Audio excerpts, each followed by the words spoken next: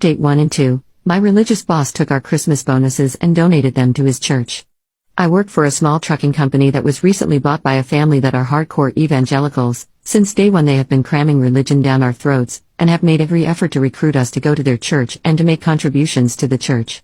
They have tried to organize lunchtime Bible study and daily prayer sessions for the employees.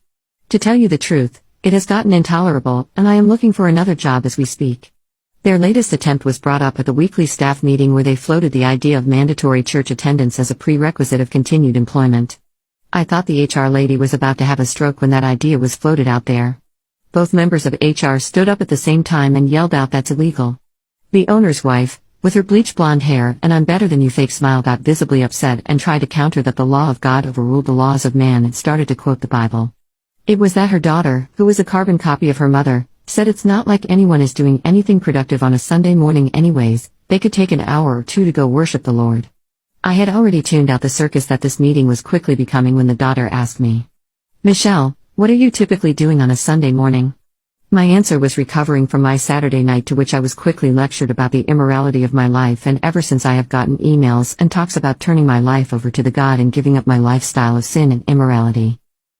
Update 2. As many of you know from my previous posts, I work for a trucking company that was recently bought out by a ultra-religious, Joel Olston fake smiling, bleach blonde, MAGA conservative family. You know the kind, they call themselves Christians. Yet they probably have more skeletons in the closet than the local graveyard. After the last meeting fiasco, they had a meeting/screaming match with the ladies from HR about enforcing the mandatory church attendance/contribution mandate, and they eventually backed off after HR quoted directly from the state and federal regulations that said that they could not enforce that rule, and the company's own attorney point blank told them no. This led to them having a meeting after hours and drafting a bunch of company policies that they want to institute, of which I posted a partial list of below. 1. Alcohol consumption, on duty and off duty, is strongly discouraged. This includes partaking of alcohol while at establishments such as bars, taverns and nightclubs, or at social events such as parties, weddings, etc. The company reserves the right to mandate substance and alcohol tests on individuals who are suspecting of having consumed alcohol at any time during their employment. Substances are strictly prohibited at any time. This includes recreational ones such as 420. All employees are required to dress modestly at all times, no unnecessary skin exposure.